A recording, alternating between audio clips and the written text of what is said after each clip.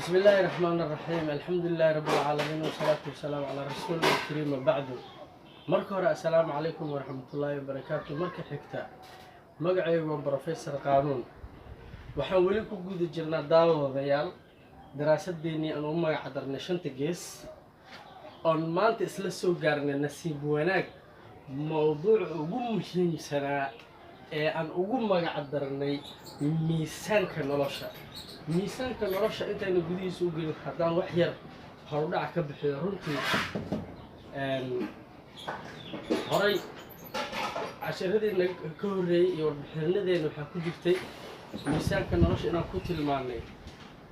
إن وإنه نقول دون جديد كان راعي لهين سدو جديد كوي هاي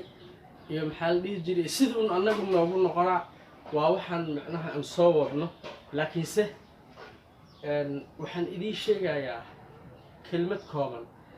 نظام كميسان كنلشة أنا جو أمد هدانها أمد الصومالية waxtarkiisa oo anaga nooleeyahay markaan ka tagno run ahaantii wuxuu xataa maxaa la dhihi jiray gaadiid ama maxaa la dhihi jiray nolol ama maxaa la dhihi jiray xal uu u noqonaa ummad kastoo adduunyada ku dhiban hadday isticmaasho dhibka ay ku jirto way ugu baxaysaa waxaan geli doonaa hadeer tiirarka uu ku taagan yahay miisaanka nolosha ila socod wanaagsan ila socda waxaan weli ku guda jirnaa daraasadeena shanta gees oo maanta ku ballansannahay mawduucii shanaad ee ugu muhiimsanaa ee daraasadda dartiisa loo sameeyey ee la yiraahdo miisaanka nolosha adduunyada maanta runtii dawlado hormaray oo maanta wax walba waa haysanaa yiraahdeen haddana nolol iyo nabadgelyo laga dhexlayahay marka kan annaga wuxuu noo noqon doonaa midka horta ilaahay dhibku nooga saaro adduunyada cidda ka faa'iidaysanaysana waxa waa dhib badan marka miisaanka nolosha tiirarkiisa intaana tiiru ku taagan yahay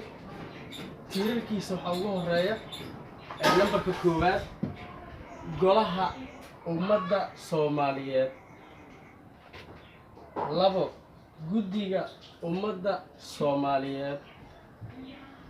aqalka ummadda Soomaaliyeed dawladda ummadda Soomaaliyeed qodobka u dambeeya oo shan hay'adda maamulista ama maamulka khayraadka ummadda Soomaaliyeed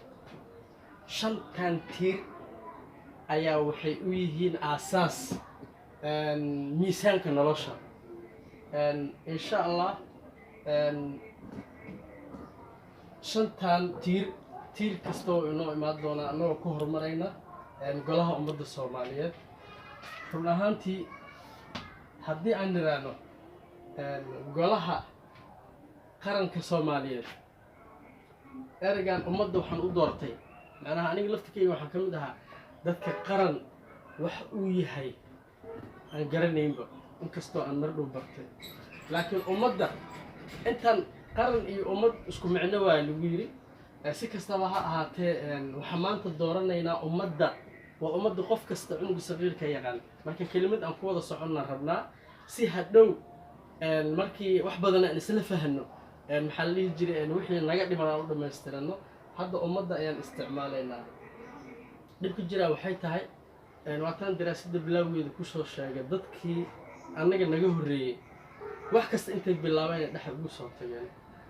inkastoo wax yar kelmada ay yiraahdeen ay soo gaareen laakiinse erayada la isla yaqaan isticmaal doona ummadda oo ku celiyo miisaanka nolosha tiirarkiisa waa shantan tiirka koowaad golaha ummadda Soomaaliyeed labo guddiga ummadda Soomaaliyeed saddex aqalka ummadda Soomaaliyeed afar dawladda ummadda Soomaaliyeed shan hay'adda maamulka khayraadka ummadda Soomaaliyeed shantan ayaa tiir u ah waxaan ku siinaa hal daqiiqo halkaas daqiiqa wuxuu noqonaa